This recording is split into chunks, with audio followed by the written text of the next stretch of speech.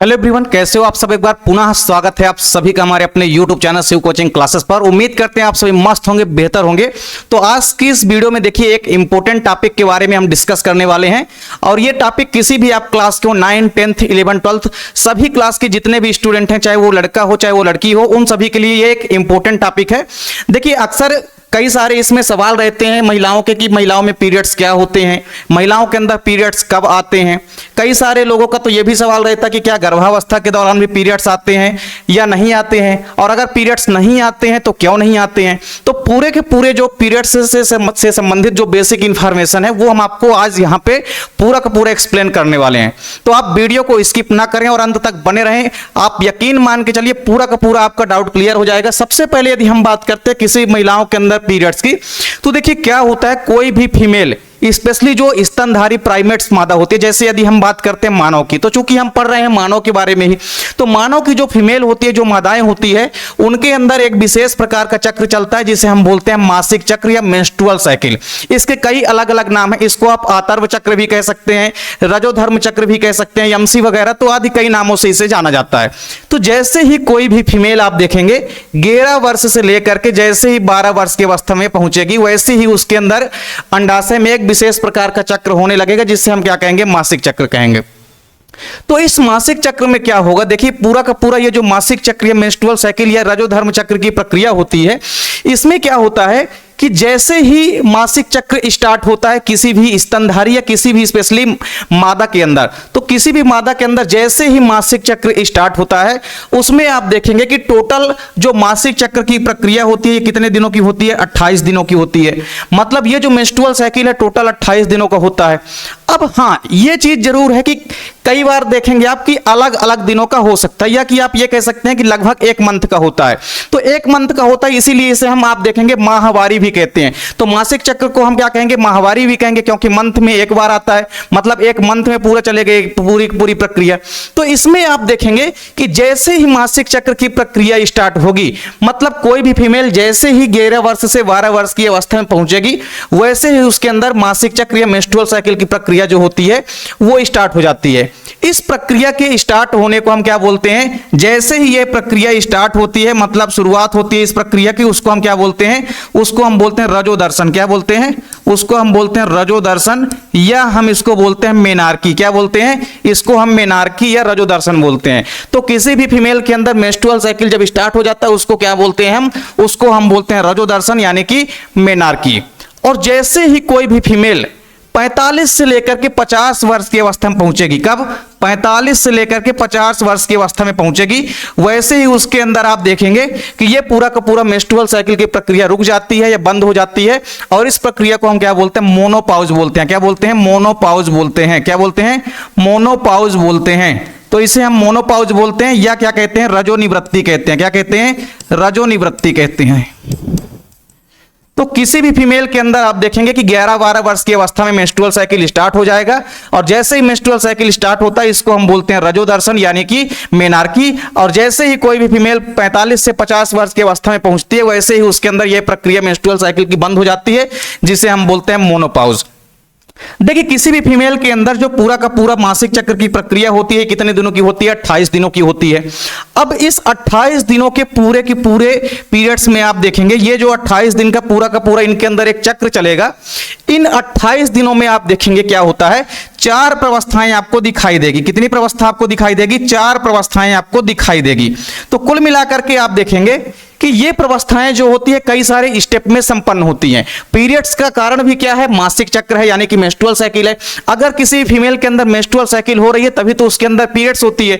तो अब आप यहां पे समझेंगे पूरा का पूरा जो मेंस्ट्रुअल साइकिल होता है ये 4 स्टेप में संपन्न होता है। कितने स्टेप में, 4 स्टेप में संपन्न होता है। और उन्हीं चारों स्टेप में से आप देखेंगे कि पीरियड्स क्या होती है, कैसे अंडोत्सर्ग होता है, और पीरियड्स में अगर गर्भाधारण हो गया है तो गर्भाधारण के बाद पीरियड्स क्यों नहीं होते हैं। ये सभी के सभी का रीजन आपको पूरा का पूरा आपको आसानी से समझ में आ जाएगा। सबसे पहले यदि हम बात करते हैं, आप देखेंगे किसी भी फीमेल के अंदर आपने फीमेल रिप्रोडक्टिव सिस्टम का डायग्राम देखा है। इसमें क्या होता है, ये एक लेयर होती है, जो गर्भाशय होता है, गर्भाशय में आप देखेंगे कि इसकी 3 लेयर होती है, यानी कि 3 परतें होती है। उसमें से जो सबसे आंतरिक वाली परत होती है इसको हम बोलते हैं एंडोमेट्रियम। क्या बोलते हैं? इसको हम बोलते हैं एंडोमेट्रियम। क्या बोलते हैं? एंडोमेट्रियम। एंडोमेट्रियम। तो देखिए, किसी भी फीमेल के अंदर जैसे ही अचानक एस्ट्रोजन और प्रोजेस्टेरॉन हार्मोन्स की मात्रा में कमी आती है, वैसे ही उसके अंदर आप देखेंगे कि जो गर्भाशय की आंतरिक परत होती है एंडोमेट्रियम, ये टूटने लगती है और टूट टूट करके ब्लड या श्लेष्मा के रूप में यह योनि या वजाइना के माध्यम से बाहर निकलती है, जिसे ही हम कहते हैं पीरियड्स। तो पीरियड्स का संकेत क्या है? मतलब जैसे ही आप देखेंगे कि महिलाओं की योनि या वजाइना से ब्लड या श्लेष्मा जैसा पदार्थ बाहर निकलेगा, वो पीरियड्स का संकेत होता है। और ये लगभग चलेगा कब तक? 3 से लेकर लगभग 5 दिनों तक। तो 3 से लेकर के 5 दिनों तक की जो पहली प्रवस्था होती है, जिसको हम बोलते हैं रजोस्राव प्रवस्था, क्योंकि इस प्रवस्था में रजोस्राव होता है, इसीलिए इसे हम रजोस्राव प्रवस्था बोलते हैं, या इसको हम मेंस्ट्रुअल फेज बोलते हैं। तो पहली चीज तो आपको यह समझनी है कि अगर कोई भी फीमेल है, उसके अंदर पूरा का पूरा 28 दिन का मासिक चक्र चल रहा है। अब इस 28 दिन के मासिक चक्र में से आप देखेंगे कि पहले से लेकर के 5वें दिन तक एक पहला चक्र चलेगा, मतलब पहली अवस्था जो होगी वो पहले से लेकर के 5वें दिन तक चलेगी। जो दूसरी अवस्था होगी वो 5वें दिन से लेकर के कब तक चलेगी? 13वें दिन तक चलेगी। एक तीसरी अवस्था होगी जो 14वें दिन की प्रवस्था होगी, अंडोत्सर्ग वाली प्रवस्था। और फिर चौथी प्रवस्था जो चलेगी वो 14वें दिन से लेकर के कब तक चलेगी? 28वें दिन तक। या आप ये कह सकते हैं कि 15वें दिन से लेकर के कब तक चलेगी? 28वें दिन तक चलेगी। तो यहां पे आप आसानी से समझेंगे कि पूरा का पूरा जो मासिक चक्र मेंस्ट्रुअल साइकिल होता है वो 4 स्टेप में संपन्न होता है। देखिए, सबसे पहला स्टेप क्या होता है? सबसे पहला स्टेप जो होता है वो होता है रजोस्राव प्रवस्था। कौन सी प्रवस्था होती है? सबसे जो पहली प्रवस्था होती है वो होती है रजोस्राव प्रवस्था।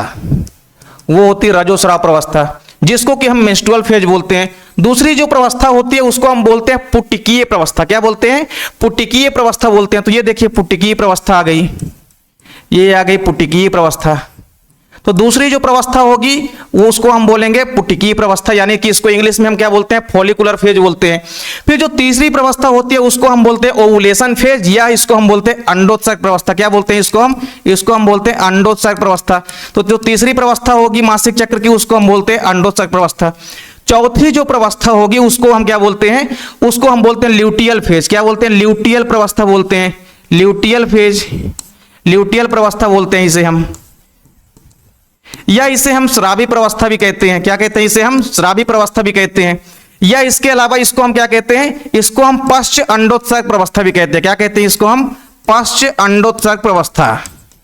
पश्च अंडोत्सर्ग प्रवस्था। तो कई सारे इसके नाम हैं। सबसे पहले तो आपको समझना है कि इन 4 स्टेप में से जो पहला स्टेप होता है यानी कि रजोस्राव प्रवस्था, सबसे पहले आप देखेंगे कि जो रजोस्राव प्रवस्था होती है यानी कि जो मेंस्ट्रुअल फेज होती है, कौन सी फेज होती है? जो मेंस्ट्रुअल फेज होती है। इस मेंस्ट्रुअल फेज में आप देखेंगे कई सारी चेंजेस आएंगे महिलाओं के अंदर। जैसे ही रजोस्राव प्रवस्था स्टार्ट होगी, इस रजोस्राव प्रवस्था में क्या होता है? ये प्रवस्था जो होती है आप समझ सकते हैं 1 से लेकर के 5 डेज, मतलब मासिक चक्र के पहले दिन से लेकर के जो 5वें दिन तक की प्रवस्था होती है, इसमें क्या होता है? किसी भी मादा की जो एंडोमेट्रियम होती है, क्या होती है? एंडोमेट्रियम जो परत होती है ये लगातार टूटती है और टूट टूट करके ब्लड या श्लेष्मा के रूप में बाहर निकलती है। और यही प्रक्रिया को क्या कहते हैं? पीरियड्स कहते हैं। मतलब पीरियड्स क्या है? तो एक प्रकार से आप समझ सकते हैं कि एक ऐसी अवस्था है जिसमें किसी भी महिला की जो अंडाशय की आंतरिक परत होती है, एंडोमेट्रियम होती है, ये टूट टूट करके बाहर निकलती है और धीरे धीरे पतली होने लगती है। तो आप यहां पे देखेंगे कि पहले से लेकर के जो 5वें दिन तक, मतलब हर एक महिला के अंदर आप देखेंगे कि 1 से लेकर के लगभग 5 दिनों की पीरियड्स होती है।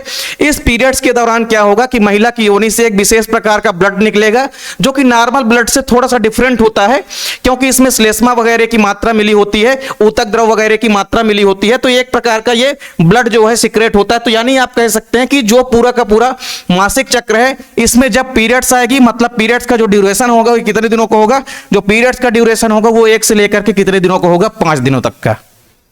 अब किसी किसी में हो सकता है कि 1-2 दिन कम या ज्यादा हो जाए, क्योंकि क्या होता है? हर एक फीमेल का वातावरण अलग अलग होता है, उनका खान पीन क्या है? अलग अलग है, उनके अंदर हार्मोन्स का बैलेंस क्या होता है? अलग अलग होता है। तो इस कारण से आप देखेंगे कि जो मासिक चक्र होता है, हो सकता है कि 28 की जगह कभी कभी 29 दिन का भी हो जाता है। तो इसीलिए लगभग 1 मंथ का होता है, इसीलिए ये एग्जैक्ट जो है 28 दिन का ही होता है। लेकिन मान लीजिए किसी कारणवश किसी के अंदर 1-2 दिन ज्यादा या कम हो सकता है। तो पहली जो प्रवस्था होती है मेंस्ट्रुअल फेज की, इस मेंस्ट्रुअल फेज में क्या होता है, एस्ट्रोजन और प्रोजेस्टेरॉन हार्मोन्स की मात्रा में अचानक से कमी आती है, जिस चलते क्या होता है किसी भी फीमेल की जो एंडोमेट्रियम होती है, गर्भाशय की आंतरिक परत जो होती है, ये टूट टूट करके योनि या वजाइना के माध्यम से बाहर निकलती है और इसी प्रक्रिया को हम बोलते हैं पीरियड्स। और पीरियड्स में एक विशेष प्रकार का पेन या दर्द हुई होता है हर एक लड़की के अंदर, हर एक मंथ में 4 से 5 दिन का जो पीरियड्स होता है इसमें एक विशेष प्रकार का पेन होता है। तो इसको आपको यहां पे पूरा का पूरा समझना पड़ेगा कि जो मेंस्ट्रुअल साइकिल होता है इसमें पहले से लेकर के जो 5वें दिन तक का समय होता है ये पीरियड का समय होता है। और पीरियड्स के समय में आप देखेंगे क्या होगा, एंडोमेट्रियम टूट टूट करके बाहर निकलती है ब्लड या श्लेष्मा के रूप में। तो सबसे पहली चीज तो आपने समझी कि पूरा का पूरा जो हमारा पहला प्रक्रिया है मासिक चक्र का, मासिक चक्र की जो पहली प्रवस्था होती है जिसको हम बोलते हैं आतर्व प्रवस्था या रजोस्राव प्रवस्था बोलते हैं। तो ये जो रजोस्राव प्रवस्था होती है या जिसको हम आतर्व प्रवस्था भी कहते हैं, इसका दूसरा नाम क्या है, इसको हम आतर्व प्रवस्था भी कहते हैं। तो इस आतर्व प्रवस्था या रजोस्राव प्रवस्था के अंदर आप देखेंगे कि किसी भी फीमेल के अंदर यह पहले से लेकर के 5वें दिन तक की प्रवस्था होती है। और इसमें क्या होता है कि जो एंडोमेट्रियम होती है किसी भी गर्भाशय की, फीमेल के गर्भाशय की जो एंडोमेट्रियम होती है टूट टूट करके बाहर निकलती है योनि या वजाइना से, जिसे ही हम बोलते हैं कि महिला के अंदर पीरियड्स आना शुरू हो गया है। और पीरियड्स आने का एक प्रकार से मतलब यह भी है कि महिला के अंदर जो पूरा का पूरा अंडाणुओं के बनने की प्रोसेस है ये जो है लगभग स्टार्ट हो चुकती है, क्योंकि जैसे ही कोई भी फीमेल पुबर्टी एज में आती है वो प्रजनन की दृष्टि से परिपक्व होने लग जाती है। तो आप ये भी समझ सकते हैं। तो पहली अवस्था जो होगी उसमें क्या होगा, एंडोमेट्रियम टूटेगी और टूट टूट करके ब्लड या श्लेष्मा के रूप में बाहर निकलेगी, जिसे ही हम क्या कहते हैं कि लड़कियों में पीरियड्स आना शुरू हो गया है। तो ये लगभग 5वें दिन तक की प्रवस्था होती है, लगभग 5 दिनों तक पीरियड्स चलती है।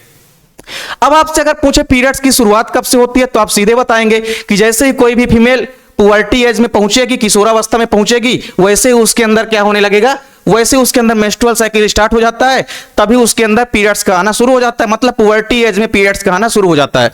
फिर इसके बाद देखिए जो दूसरी प्रवस्था होती है, अब आपके मन में एक सवाल यह भी उठ रहा होगा कि एक बार अगर मान लीजिए मासिक चक्र हो गया है, फिर उसमें ऐसा क्या होता है कि फिर से दोबारा मासिक चक्र होता है।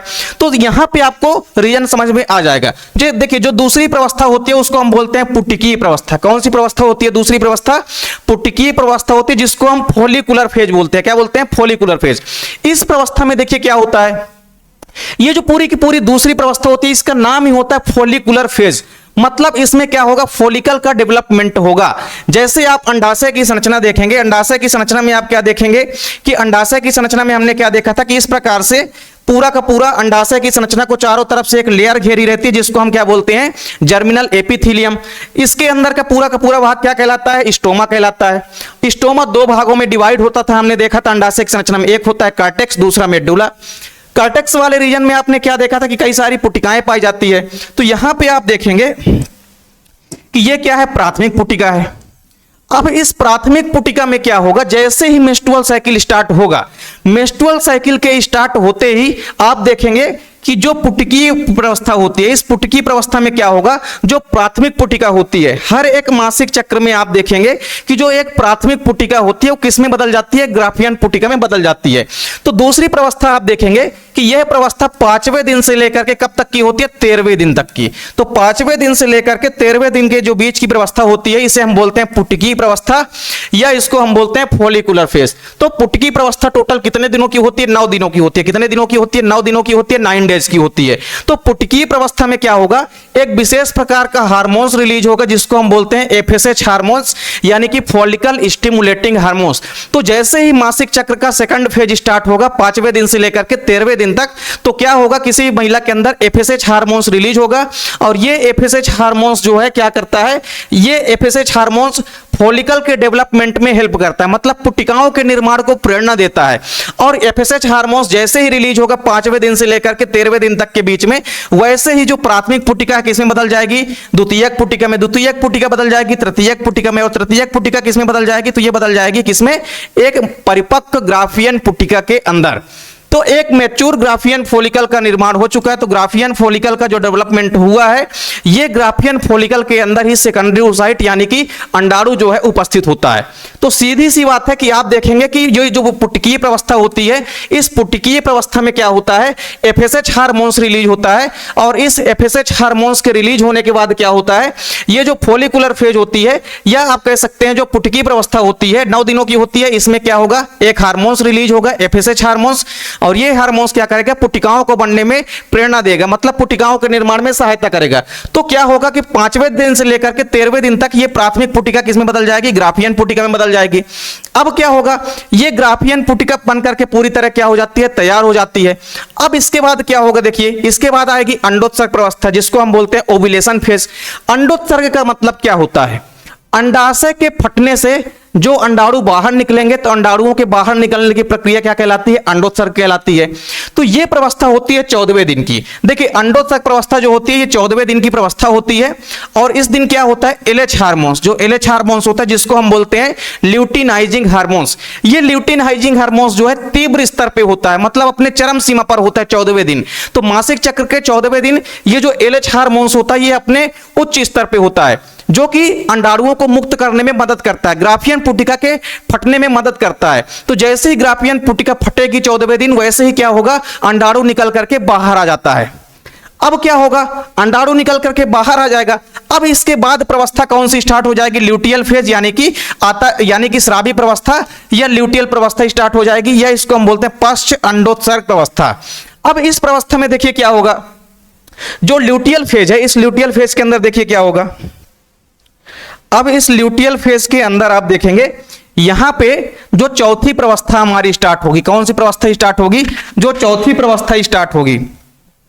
चौथी प्रवस्था में क्या होता है, देखिए जो हमारी पश्च अंडोत्सर्ग प्रवस्था, या जिसको हम स्रावी प्रवस्था या ल्यूटियल फेज बोलते हैं, तो इस स्रावी प्रवस्था में क्या होगा, या जो हमारी ल्यूटियल फेज है, इस ल्यूटियल फेज में क्या होगा, जो चौथी प्रवस्था है, इसमें क्या होता है, इसमें होगा ये कि अगर मान लीजिए जो अंडाशय के अंदर से अंडाणु मुक्त हुआ है, मान लीजिए ये ओवम जो है या अंडाणु क्या हुआ है, किसी भी फीमेल के द्वारा अंडोत्सर्ग के दिन रिलीज हुआ। अब इस अंडाणु को अगर लगभग 24 घंटे के अंदर मान लीजिए शुक्राणु अगर मिल जाता है तो निषेचन हो जाएगा, और अगर शुक्राणु इसको नहीं मिलता है अंडाणु को, तो फिर निषेचन नहीं होगा। ऐसी सिचुएशन में क्या होगा, ये अंडाणु जो होता है अंडवाहिनी में ही क्या हो जाएगा, नष्ट हो जाएगा। अब आप देखेंगे कि अगर निषेचन हो जाता है, तो निषेचन अगर हो जाएगा तब जो प्रोजेस्टेरॉन हार्मोन्स होता है, कौन सा हार्मोन्स, जो प्रोजेस्टेरॉन हार्मोन्स होता है, तो ये जो प्रोजेस्टेरॉन हार्मोन्स होगा, अगर निषेचन हो जाएगा तो ये प्रोजेस्टेरॉन हार्मोन्स क्या करेगा, एंडोमेट्रियम के चारों तरफ यानी कि प्रेगनेंसी में हेल्प करेगा।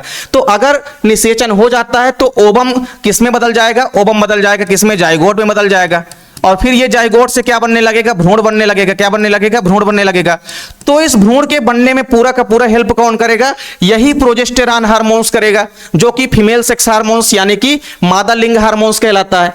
अब इस प्रवस्था में होगा क्या, तो सिंपल सी बात है कि चौथी जो प्रवस्था होती है, इसमें क्या होता है कि अगर मान लीजिए ओवम जो रिलीज हुआ है 14वें दिन, अंडोत्सर्ग के बाद अगर ये जो ओवम निकला है, इसको अगर शुक्राणु मिल गया तो निषेचन हो जाएगा, जाइगोट बन जाएगा, और जाइगोट से भ्रूण बनने लगेगा, और इस भ्रूण को बनने में हेल्प करेगा कौन, प्रोजेस्टेरॉन हार्मोन्स। तो ये भ्रूण आकर के कहां स्थापित हो जाएगा, किसी भी महिला के यूट्रस यानी कि गर्भाशय में स्थापित हो जाएगा, और प्रोजेस्टेरॉन उसमें क्या करने लगेगा, हेल्प करने लगेगा। लेकिन अगर मान लीजिए निषेचन नहीं हुआ, तो अगर निषेचन नहीं हुआ तो आप देखेंगे कि जो ग्राफियन फॉलिकल थी, मतलब जो ग्राफियन पुटिका है, जो ग्राफियन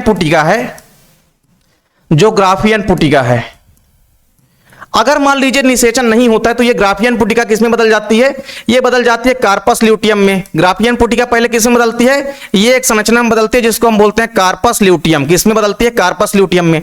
तो अगर निषेचन नहीं होगा तो ये कार्पस ल्यूटियम भी किसमें बदल जाएगी, ये कार्पस ल्यूटियम बदल जाएगी, एक संरचना होती है जिसको हम बोलते हैं कार्पस एल्विकेंस। क्या बोलते हैं, जिसको हम बोलते हैं कार्पस एल्विकेंस।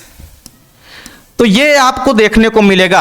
पूरा का पूरा जो मासिक चक्र की प्रक्रिया होगी उसमें आपको सिंपल सी बात है कि सबसे पहले क्या होगा, रजोस्राव होगा। पहले से लेकर के 5वें दिन तक किसी महिला के अंदर पीरियड्स आएंगे, क्योंकि उसके अंदर की एंडोमेट्रियम टूट टूट करके कहां निकलेगी, बाहर निकलेगी। और उसमें आप देख पाएंगे कि जैसे ही एंडोमेट्रियम बाहर निकलेगी वही पीरियड्स का संकेत है। और यह प्रवस्था लगभग 5 दिनों तक चलेगी, मतलब पीरियड्स लगभग 5 दिनों तक चलेगा हर एक फीमेल के अंदर। इसके बाद आप देखेंगे जैसे ही दूसरी प्रवस्था आती है, तो इस दूसरी प्रवस्था में क्या होता है, जो हमारी पुटिकीय प्रवस्था होती है, इस प्रवस्था में पुटिकाओं का निर्माण होता है। तो अंडाशय के अंदर जो प्राथमिक पुटिका होती है किसमें बदल जाती है, ग्राफियन पुटिका में बदल जाती है। और यह प्रवस्था कितने दिन की होती है, पुटिकी प्रवस्था 5वें दिन से लेकर के 13वें दिन तक की प्रवस्था होती है। तो 13वें दिन तक में ग्राफियन पुटिका का पूरी तरह से निर्माण हो चुका रहता है। और इसमें एक चीज और होता है, ये जो ग्राफियन पुटिका बन गई है, आप देखेंगे कि जो पहले से लेकर के पूरा का पूरा जो 5वें दिन की प्रवस्था होती है, ये तो हो गई पूरी की पूरी आतर प्रवस्था, इसमें रजोस्राव होगा, ब्लड की ब्लीडिंग होगी। लेकिन दूसरी प्रवस्था की यदि हम बात करते हैं, पुटिकी प्रवस्था की, तो ग्राफियन पुटिका बन जाएगी। और इस ग्राफियन पुटिका के अंदर कुछ पुटिकीय कोशिकाएं होती है। क्या होती है, ये जो ग्राफियन पुटिका बनी है इसके अंदर कुछ पुटिकीय कोशिकाएं होती है। क्या होती है, कुछ पुटिकीय कोशिकाएं होती है। और ये पुटिकीय कोशिकाएं क्या करती है, एक हार्मोन्स को रिलीज करती हैं जिसका नाम है एस्ट्रोजन हार्मोन्स। क्या है, जिसका नाम है एस्ट्रोजन हार्मोन्स। और ये एस्ट्रोजन हार्मोन्स क्या काम करता है, तो जो किसी भी महिला के अंदर आपने देखा कि ये जो एंडोमेट्रियम थी, एंडोमेट्रियम जो टूट टूट करके बाहर निकली थी पहले से 5वें दिन तक में, उसको फिर से रिपेयरिंग करने का काम करेगा, फिर से उसकी मरम्मत करेगा एस्ट्रोजन हार्मोन्स, और फिर से आप देखेंगे कि एंडोमेट्रियम का पुनः निर्माण कर देगा। इसीलिए इस प्रवस्था को हम बोलते हैं, दूसरी जो प्रवस्था होती है पुटिकी प्रवस्था, इसको हम क्या बोलते हैं, इसको हम बोलते हैं प्रचुरोद भवन प्रवस्था, मतलब पुनः निर्माण हो जाता है एंडोमेट्रियम का। अब जब एंडोमेट्रियम का पुनः निर्माण हो गया है, तभी तो अगले मंथ फिर से वही प्रक्रिया होगी, फिर से एंडोमेट्रियम टूटेगी। क्योंकि अगर एंडोमेट्रियम का फिर से निर्माण नहीं होगा, तो जब अगला मासिक चक्र होगा तो उसमें कैसा ब्लड की ब्लीडिंग होगी, तो वही एंडोमेट्रियम फिर से टूटेगी।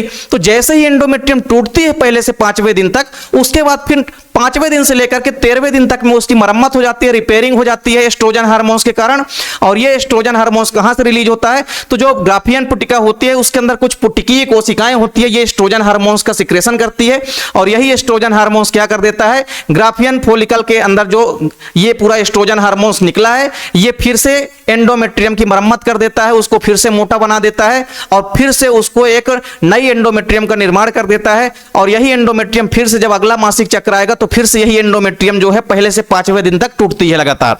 तो सिंपल सी बात है कि पहली प्रवस्था में क्या होगा, जो पहली प्रवस्था है पहले से लेकर 5वें दिन तक होगी, इसमें क्या होगा, लगातार ब्लीडिंग होगी। मतलब ये है कि इसमें पीरियड्स आएंगे। पीरियड्स का मतलब क्या है कि ब्लड या श्लेष्मा बाहर निकलेगी महिला की योनि या वजाइना के माध्यम से। इसके अलावा आपने दूसरी प्रवस्था में क्या देखा कि दूसरी प्रवस्था में पुटिकाओं का निर्माण होता है, क्योंकि एफएसएच हार्मोन्स रिलीज होता है। इसके अलावा क्या होगा, एस्ट्रोजन हार्मोन्स रिलीज होता है, जो कि एंडोमेट्रियम को पुनः निर्माण कर देता है, क्योंकि जब अगला चक्र मासिक चक्र स्टार्ट होगा तो फिर से उसमें यही एंडोमेट्रियम जो है फिर से टूटेगी। और इसके अलावा हमने क्या कहा, जो तीसरी प्रवस्था होती है जो कि अंडोत्सर्ग प्रवस्था होती है। तीसरी प्रवस्था कौन सी होती है, तीसरी प्रवस्था होती है अंडोत्सर्ग प्रवस्था। तो इस अंडोत्सर्ग प्रवस्था के अंदर आपने क्या देखा, क्या होता है, इसमें अंडोत्सर्ग होता है। 14वें दिन एलएच हार्मोन्स रिलीज होता है ज्यादा मात्रा में, जिस चलते क्या होता है, ग्राफियन पुटिका फटती है और ओवम या अंडाणु निकल करके बाहर आ जाता है। अब जो ओवम या अंडाणु बाहर आया है, अगर मान लीजिए ये ओवम या अंडाणु इसको निषेचन हो गया, तो निषेचन हो जाने के पश्चात जाइगोट बन जाएगा, और जाइगोट जाकर के कहां स्थापित हो जाएगा, गर्भाशय में। और इसको प्रोजेस्टेरॉन हार्मोन्स क्या करेगा, चारों तरफ से इसके निर्माण में सहायता करेगा। मतलब ये जो गर्भ है इसको आप देखेंगे कि सहायता करेगा, गर्भ को बढ़ने में, इंक्रीज करने में, डेवलपमेंट में हेल्प करेगा प्रोजेस्टेरॉन हार्मोन्स। अब देखिए क्या होता है, अंडोत्सर्ग तो हो गया, ग्राफियन पुटिका फटी और ग्राफियन पुटिका से अंडाणु निकल करके बाहर चला गया। और जैसे ही आप देखेंगे कि पूरा का पूरा जो अंडाणु बाहर निकला है, उसके बाद जो ग्राफियन पुटिका होती है, जो ग्राफियन फॉलिकल होता है, ये ग्राफियन फॉलिकल जो है किसमें बदल जाएगा, एक संरचना में बदल जाएगा जिसको हम बोलते हैं कार्पस ल्यूटियम। क्या बोलते हैं, कार्पस ल्यूटियम बोलते हैं। तो एक संरचना बन जाएगी यहाँ पे कार्पस ल्यूटियम। क्या बन जाएगी, कार्पस ल्यूटियम संरचना यहाँ पे बन जाती है। और ये कार्पस ल्यूटियम संरचना क्या करती है, प्रोजेस्टेरॉन हार्मोन्स का क्या करती है, सिक्रेशन करती है। और यही प्रोजेस्टेरॉन हार्मोन्स फिर क्या करेगा, भ्रूण को हेल्प करेगा डेवलपमेंट होने में। लेकिन अगर मान लीजिए निषेचन नहीं होता है, तो निषेचन जब नहीं होगा तो ये पूरी की पूरी कार्पस ल्यूटियम एक श्वेत संरचना में बदल जाएगी, जिसको हम बोलते हैं कार्पस एल्बिकेंस। क्या बोलते हैं? Corpus albicans. और फिर से वही प्रक्रिया स्टार्ट हो जाएगी मेंस्ट्रुअल साइकिल की। तो आपको याद रखना है कि अगर गर्भावस्था है तो गर्भावस्था के दौरान कभी भी आप देखेंगे कि जब तक गर्भावस्था चलेगी, मतलब 9 मंथ की जो गर्भावस्था होती है लगभग 270 दिनों की, तो ये 9 मंथ में आपको कभी भी मेंस्ट्रुअल साइकिल या मासिक चक्र देखने को नहीं मिलेगा। क्यों नहीं मिलेगा? क्योंकि प्रोजेस्टेरॉन जो है 9 महीने तक हाई लेवल पे रहता है, जब तक पूरा नया शिशु डेवलपमेंट नहीं होकर के प्रसव की क्रिया के माध्यम से बाहर नहीं निकल जाएगा, तब तक किसी भी फीमेल के अंदर पीरियड्स नहीं आएंगे। इसका मतलब यह है कि गर्भावस्था में कभी भी पीरियड्स नहीं आते हैं। तो क्यों नहीं आते हैं? तो उसका रीजन केवल और केवल यही है कि जो प्रोजेस्टेरॉन होता है, जब इसकी मात्रा में अचानक कमी आती है तब मेंस्ट्रुअल साइकिल में क्या होता है? ब्लीडिंग होती है, रजोस्राव होता है। लेकिन अगर मान लीजिए प्रोजेस्टेरॉन उच्च लेवल में जब तक है, तब तक आप देखेंगे कि मेंस्ट्रुअल साइकिल की प्रक्रिया नहीं होगी। तो अगर गर्भावस्था हो गई है तो उसमें प्रोजेस्टेरॉन हार्मोन्स उच्च मात्रा में होता है, जो कि पूरा का पूरा भ्रूण को डेवलपमेंट होने में मदद करता है। तो जब तक पूरा का पूरा गर्भावस्था की प्रक्रिया नहीं हो जाएगी, गर्भावस्था के दौरान कभी भी मासिक चक्र नहीं होता है। तो इस प्रकार से कुल मिला के ये जो पूरा का पूरा मासिक चक्र मेंस्ट्रुअल साइकिल की प्रक्रिया है, जिसमें क्या होता है? पहले से 5वें दिन तक ब्लीडिंग होती है, ब्लड या श्लेष्मा एंडोमेट्रियम के टूट करके बाहर निकलने से बाहर निकलता है योनि या वजाइना के माध्यम से, जिसको हम बोलते हैं पीरियड्स का आना शुरू हो गया है। तो किसी भी फीमेल के अंदर जो पीरियड्स का आना होता है, ये 11 से 12 वर्ष की अवस्था में शुरू हो जाता है। क्यों? क्योंकि उसके अंदर एक विशेष प्रकार का चक्र चलता है, जिसको हम बोलते हैं मासिक चक्र या मेंस्ट्रुअल साइकिल। और इसमें आपने ये भी देखा कि कैसे फॉलिकल का निर्माण होता है। तो पीरियड्स में आपने ये भी देखा कि पीरियड्स जो है, पीरियड्स का स्टार्ट होना कब कहलाता है? रजोदर्शन कहलाता है। और जैसे ही कोई भी फीमेल 50 वर्ष की लगभग अवस्था में पहुंच जाते हैं, उसके अंदर पीरियड्स जो है बंद हो जाते हैं, फिर पीरियड्स नहीं आते हैं। क्यों नहीं आते हैं? क्योंकि भैया आप देखेंगे इस प्रक्रिया के दौरान जैसे जैसे अवस्था बढ़ेगी, वैसे वैसे हार्मोनल कंट्रोल में भी क्या आएगा? चेंजेस आएगा, कमी आएगी। इसके अलावा आप यहां पे देख सकते हैं कि जो चौथी प्रवस्था थी, उसमें हमने देखा कि कई सारे बदलाव आते हैं। तो चारों प्रवस्थाओं को आप अगर आसानी से समझ गए हैं तो आपको मासिक चक्र मेंस्ट्रुअल साइकिल समझ में आ गया होगा। तो एक बार नॉर्मल से आप यहां पे समझ सकते हैं, हमने क्या कहा कि किसी भी फीमेल के अंदर क्या होता है कि 4 प्रवस्थाएं होती है। रजोस्राव प्रवस्था होती है, जिसमें क्या होता है? पहले से 5वें दिन तक महिला की एंडोमेट्रियम टूटती है गर्भाशय की और बाहर निकलती है ब्लड या श्लेष्मा के माध्यम से, जिसको हम बोलते हैं पीरियड्स। तो पीरियड्स का स्टार्ट होना रजोदर्शन कहलाता है और समाप्त होना रजोनिवृत्ति कहलाता है। इसके अलावा हमने क्या देखा कि पुटिकीय प्रवस्था होती है, जिसमें पुटिकाओं का निर्माण होता है और पुनः से निर्माण हो जाता है किसका? एंडोमेट्रियम का पुनः से निर्माण हो जाता है। इसीलिए इस प्रवस्था को हम क्या कहते हैं? इसे हम प्रचुरोध भवन प्रवस्था भी कहते हैं। क्या कहते हैं? इसे हम प्रचुरोध भवन प्रवस्था भी कहते हैं। तो ये चीज भी आपको क्या करना है? याद रखना है। प्रचुरोध भवन प्रवस्था भी इसको कहते हैं। अंडोत्सर्ग प्रवस्था होती है। अंडोत्सर्ग अगर हो गया है तो इसके बाद क्या होगा? या तो निषेचन होगा या तो निषेचन नहीं होगा। तो अगर निषेचन हो गया तो गर्भावस्था स्टार्ट हो जाएगी और उसके बाद कभी भी 9 महीने तक क्या होगा? पीरियड्स नहीं आएंगे। लेकिन अगर गर्भावस्था नहीं हुई तो पूरा का पूरा फिर से ये मासिक चक्र 28 दिनों के बाद फिर से वही प्रवस्था स्टार्ट हो जाएगी। क्यों? क्योंकि फिर से अगर निषेचन नहीं होता है तो ये पूरी की पूरी जो कार्पस ल्यूटियम होती है, कार्पस ल्यूटियम किस में बदल जाती है? कार्पस एल्बिकेंस में बदल जाती है। और ये कार्पस एल्बिकेंस जो है फिर से स्टार्ट कर देता है पूरी की पूरी रजोस्राव की प्रक्रिया को। क्यों? क्योंकि एस्ट्रोजन और प्रोजेस्टेरॉन के हार्मोन्स की मात्रा में फिर से कमी आ जाएगी। तो इस प्रकार से पूरा का पूरा मेंस्ट्रुअल साइकिल या मासिक चक्र उम्मीद करता हूं आपको समझ में आ गया होगा। मिलते हैं नेक्स्ट वीडियो में, तब तक के लिए जय हिंद, वंदे मातरम।